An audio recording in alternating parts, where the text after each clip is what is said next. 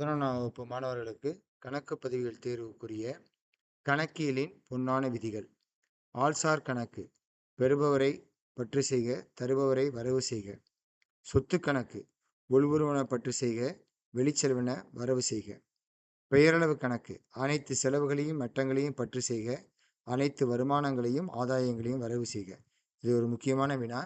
இந்த கணக்கு பதிவுகளின் பொன்னான விதி அடிப்படையில் தான் பல கேள்விகள் கேட்கப்படும். இப்போ ஒரு பெயர் கொடுத்து சங்கர் அப்படின்னு கொடுத்துருந்தா அது ஆள்சார் கணக்கு. கட்டிடம்னு கொடுத்துருந்தா அது சொத்து கணக்கு. ரொக்கம்னு கொடுத்துருந்தா அது ஒரு சொத்து கணக்கு. சம்பளம், கூலி, வாடகை, மின் கட்டணம் இதெல்லாம் கொடுத்துருந்தா பேரளவு கணக்கு. இதுலேருந்து கணக்குகள் கேட்கப்படும்.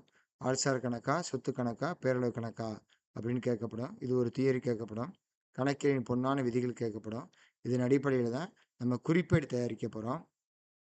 அந்த குறிப்பேடுக்கும் நம்ம உள்வருவன பற்றுவை, வெளிச்செலவின வரவு செய், பெறுபவரை பற்றுவை, தருபவரை வரவுவை, அனைத்து செலவுகளையும் நட்டங்களையும் பற்றுவை, அனைத்து வருமானங்களையும் ஆதாயங்களையும் வரவுவை. இந்த கணக்கியலின் பொன்னான விதியை தரவா படிச்சுக்கங்க. இது தேர்வில் கேட்கப்படும். வெல்கம் டு சென்டமின் அக்கௌண்ட்ஸ் அண்ட் காமர்ஸ் சேனல். நம்ம சேனலை சப்ஸ்கிரைப் பண்ணுங்கள். அடுத்தடுத்து இந்த மாதிரி ஷார்ட்ஸ் உங்களுக்காக போடப்படும். மாணவர்கள் தேர்வுக்கு தயாராகுமாறு அன்புடன் கேட்டுக்கொள்கிறோம்.